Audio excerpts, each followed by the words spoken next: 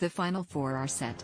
After the weekend of divisional round NFL playoff games, the four squads that will battle for trips to the Super Bowl in their respective conference championship games can now start to prepare for next week. The Buffalo Bills will travel to Kansas City to face the Chiefs, while the Tampa Bay Buccaneers will head to icy Green Bay to face the Packers. Both home teams are the number one seeds in their conferences and, no matter which matchup is set for Super Bowl 55 in Tampa, the quarterback play should be superb, with Buffalo's Josh Allen, Kansas City's Patrick Mahomes, Tampa's Tom Brady and Green Bay's Aaron Rodgers all in the running. But before we get to the Super Bowl showdown, here are the winners and losers for Sunday's action from the divisional round of the playoffs. This is why the Chiefs coach is one of the best the sport has seen over the last few decades. In Kansas City's 22-17 victory against the Browns that sent the Chiefs to an AFC title game trip against the Bills, Reid did exactly what he needed to do, even in the face of adversity.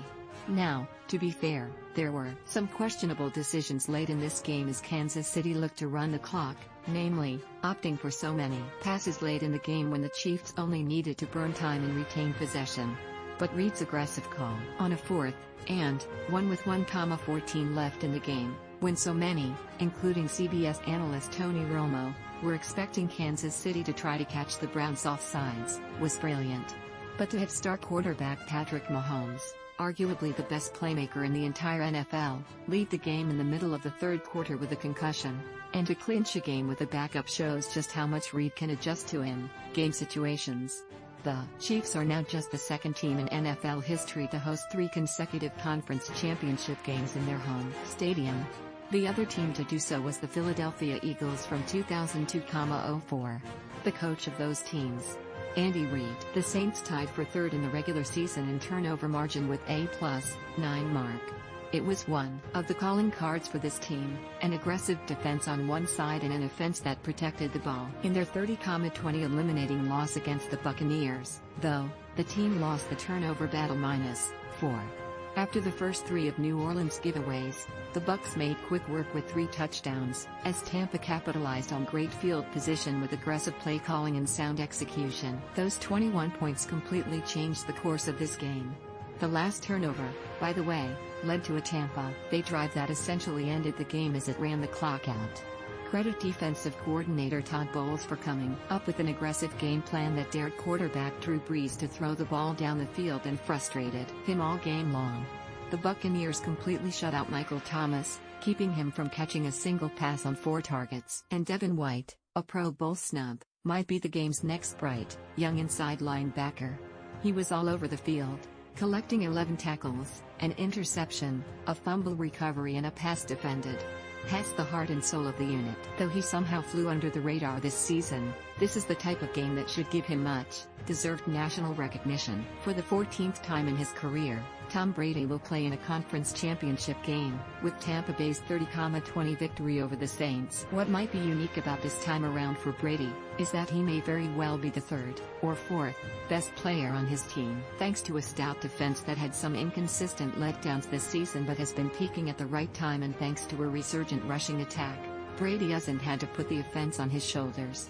With running backs Ronald Jones and Leonard Fournette getting steady and consistent work, Tampa has rushed for an average of 106.6 yards a game over its last 9, including the playoffs.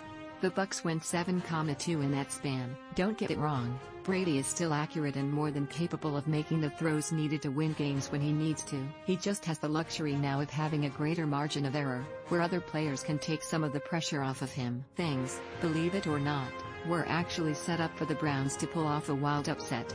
Mahomes was out for the game with a concussion. Backup Chad Henne was struggling.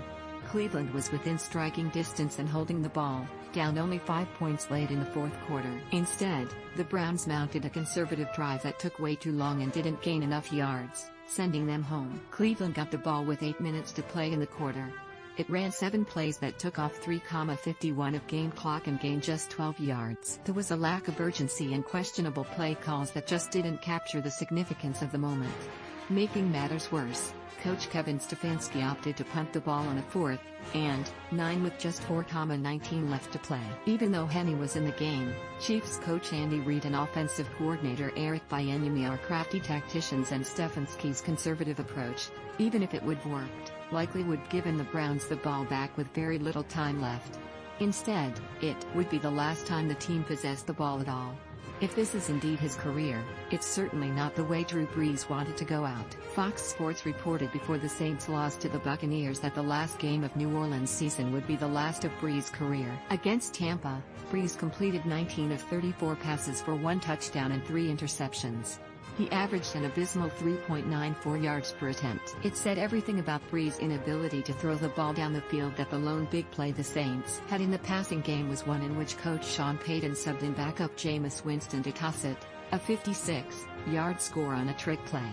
But if Brees does indeed retire after this, his 20th season, at the age of 42, he will go down as one of the best to have ever done it and a sure-fire, first-ballot Hall of Famer. A sense of loss, however, or at least of a promise unfulfilled, is inescapable for Brees in New Orleans.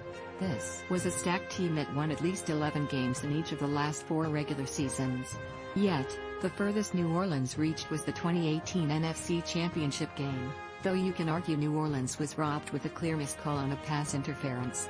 A team that once looked poised to add another Lombardi trophy to Brees' career ends with a whimper, a disappointing end to a promising window to win in the NFL. To start their divisional round loss against the Chiefs, the Browns counted on their 4-man front to generate enough pressure to disrupt the timing of Chiefs quarterback Patrick Mahomes. It didn't work.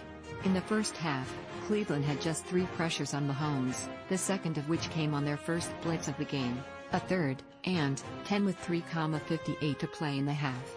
After that zone blitz, Mahomes rushed a pass to running back Darrell Williams, who was stuffed. Kansas City punted on the following play. The problem for teams that don't pressure Mahomes is that he becomes surgical. Through Kansas City's first 22 offensive snaps, 12 went for first downs. The offense averaged 9 yards per play in that span. Coupled with a key Cleveland turnover late in the first half, the Chiefs entered intermission with a 16-point lead. So even with Mahomes being forced out in the third quarter with a concussion, the Chiefs improved to 34-1, including the playoffs, and posted 24 consecutive victories when the team held a lead at the half in the games since Mahomes has become the starter. If you enjoy talking football, we have the perfect spot for you. Join our Facebook group, The Ruling Off the Field, to engage in friendly debate and conversation with fellow football fans and our NFL insiders. Do the right thing, sign up now.